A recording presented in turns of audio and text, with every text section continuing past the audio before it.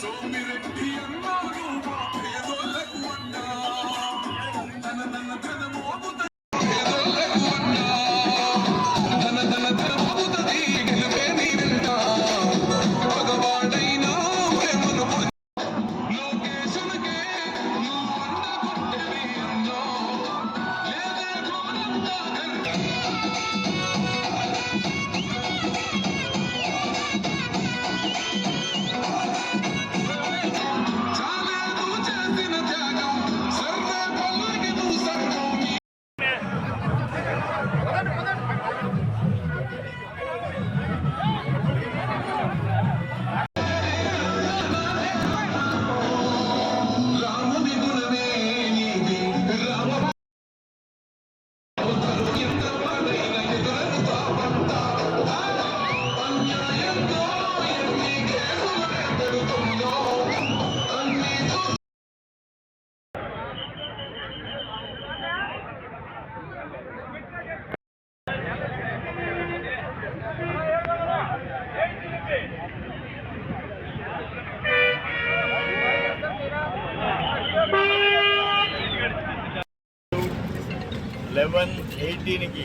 11:18 సర్వేపల్లి నియోజకవర్గ ఉమ్మడి అసెంబ్లీ అభ్యర్థిగా నామినేషన్ దాఖలు చేశాను. ప్రజలు ఈరోజు అసలు ఎవరికి పిలుపు కూడా ఇవ్వలేదు, వేల మంది వచ్చినారు. మొన్న పొదలకూరులో అదేవిధంగా ఒక ప్రభంజనం. ఎన్డీఏ కూటమి ఆంధ్రప్రదేశ్లో గెలుస్తుంది. జగన్మోహన్ రెడ్డి రేపు ఎల్లుండో మేనిఫెస్టో మళ్ళీ ఒక 100 హామీలు ఇచ్చినా ఆయన్ని నమ్మేవాళ్ళు ఎవరూ లేరు. ఆయన ఒక మాట చెప్పాడు, ఒక్క మాట మీద నిలబడాలి. 2024కంతా మంది అనేది లేకుండా చేసి నా అక్క చెల్లెల్ని ఓట్లు అడుగుతాను తప్ప లేకపోతే అడగనన్నాడు.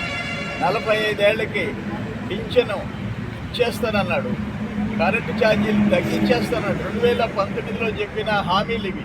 కరెంటు ఛార్జీలు తగ్గించేస్తానన్నాడు. ఇక ఒకటి కాదు ఆయన ఇచ్చిన హామీలు, ఒక మండలానికి ఒక ఆశ్రమం పెడతానన్నాడు, ఒక నియోజకవర్గానికి ఒక శీతల గిడ్డంగి పెడతానన్నాడు. ఎన్నో రకాల హామీలు ఇచ్చాడు. అవన్నీ మొత్తం ఫాల్స్ ప్రామిసెస్. ఒక్కటి కూడా మీరు అమలు చేయలే.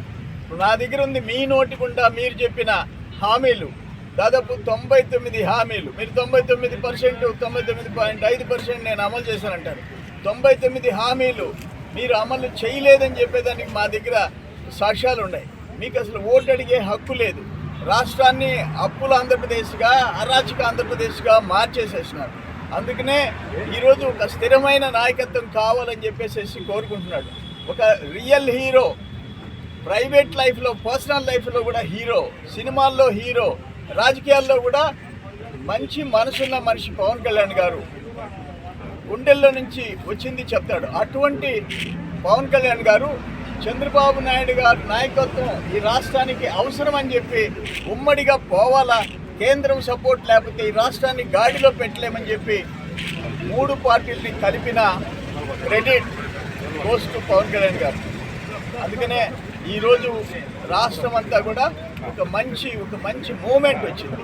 ఇక్కడ నేను సర్వేపల్లి గురించి ఒక మాటలో చెప్పాలంటే 5 సంవత్సరాలు అరాచకాలు, దోపిడీ, అవినీతి, ఇక జైళ్ళకు పంపించడం. నా మీద ఇప్పుడు నేనే ఫైల్ చేశా 18 కేసులు.